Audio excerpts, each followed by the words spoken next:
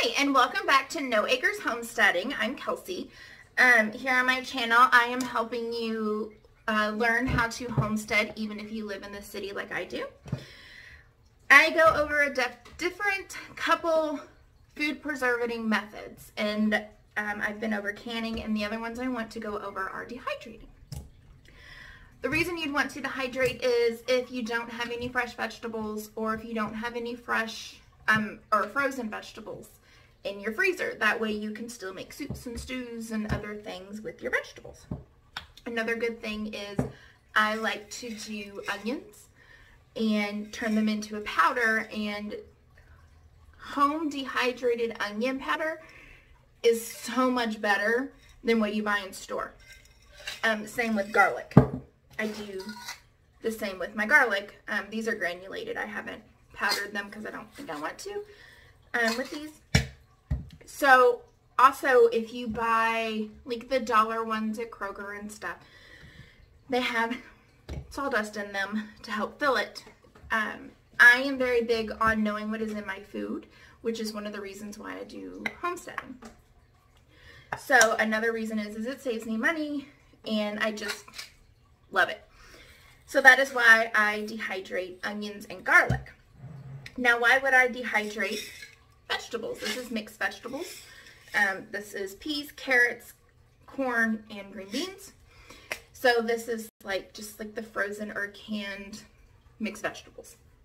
So I like to dehydrate these, and you can rehydrate them and put them in soups and casseroles and stuff. So say if you are getting ready to make like chicken pot pie, and you're out of mixed vegetables in the freezer, you have some in your backup storage. Dehydrated food to me is a backup storage. Most things are. Like the onions and the garlic and mushroom powder I actually use regularly. And then these are backups. So like I said in my intro to canning, I never like to store food just one method. I like to store them in different methods. Preserving them in different ways so that I'm never out. So if I don't have any in my freezer, then I have some in my fridge fresh. If I don't have them there, then I have them in my garden. If I don't have them in my garden, I have them dehydrated. This is mushroom powder. This is a half-gallon jar. I like mushroom powder because it gives the mushroom flavor without mushrooms. So what I like to do with these is I like to put them in mixes. And I make my own like onion soup mixes and stuff, and I can use this. So I really like mushroom powder, and I use it on a lot of beef recipes. So one of the easiest ways to dehydrate your foods that I have found is buying them frozen and then dehydrating them. The reason I like to buy them frozen and then dehydrate them, sorry, there's something all over these. The reason I like to buy them frozen and then dehydrate them is because they're already blanched and cut. So to me, that's just easier when they're blanched and cut already, and then you just pour them onto the trays and you dehydrate it. I will dehydrate fresh food too. You just need to make sure that you blanch them and cut them. But today I'll be showing you how to do it from frozen. You can get these cheap, watch for them to go on sale. That's what I did, and I stocked up in my freezers. Now I need freezer space, so I'm dehydrating a bunch of stuff. And I will bring you along and show you what dehydrator I have once I flip you around. Okay, now that I've turned you around, I have the Nesco dehydrator. I got it for Christmas from one of my brothers. So it just looks like this. This does have different temperature settings on it. The only ones that I really use are for jerky and fruits and vegetables, because I make a lot of beef jerky, and I dehydrate a lot of vegetables as well. So that is what I have. It works fine. I do one day want an Excalibur, but I'm not going to pay for it. So this works just fine, and I have 9 trays. To start dehydrating, and yes, you do see Pennywise in the background. My house stays decorated and Halloween themed. So to start dehydrating, and you will see that mine's been used. I just took stuff off of here.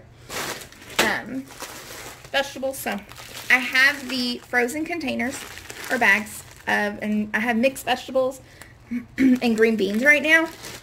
And that's just what I pulled out of the fridge. So we will see how much I get on here. I'm probably yelling because I'm right next to the phone. I'm sorry. I like these. They're little mesh that go over because your food, once it shrinks, because dehydrating sucks all the liquid out, it will fall through the gaps.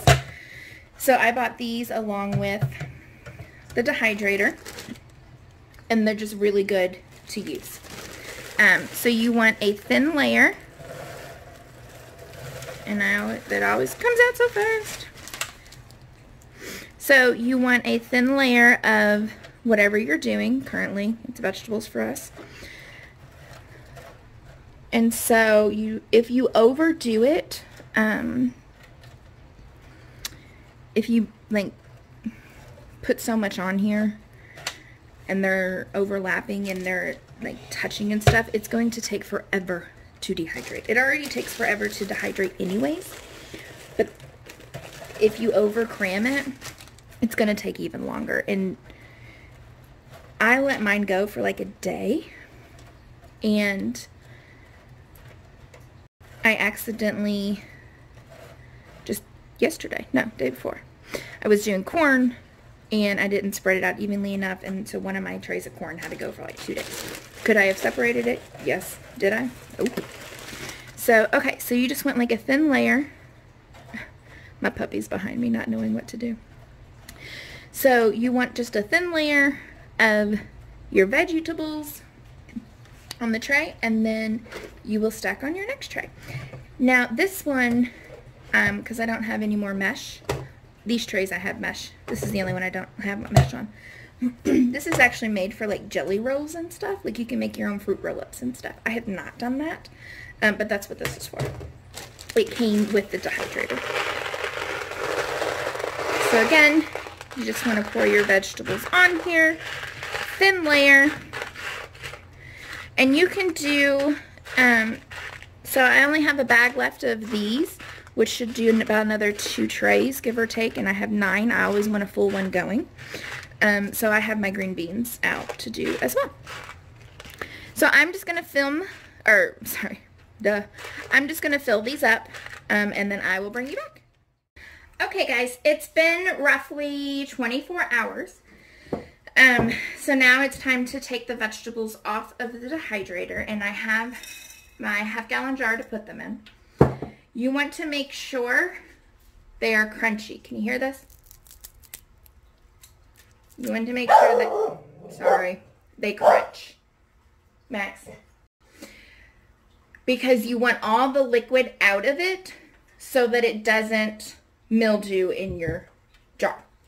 So I will just gather this up and put my little canning funnel on there. And then I just drop them in. And that's all you need to do. And you now have another way to preserve food and another item on your pantry. So I hope this was helpful, and I hope you learned a lot. Always make sure to like the video and to subscribe so you never miss an update. And just remember, you are awesome and you've got this.